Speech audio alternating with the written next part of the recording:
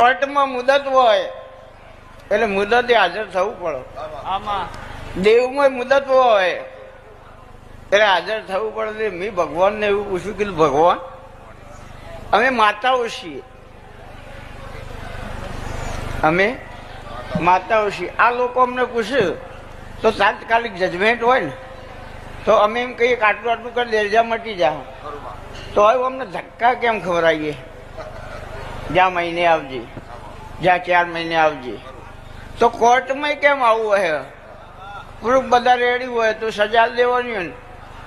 Murder કેસનો ગુનો હોય તો બધા પુરાવા હાજર હોય તો કેમ કહી દેવું પડે કાલ સવારે સજા ચાલુ. આ બધું કેમ કોઈ સમજણ નહીં પડતી. એટલે ભગવાને કીધું કે આ બનાયા છે મી, અમને મી બનાયા છે. એટલે અરે જો સુધી થાક ના ને તો સુધી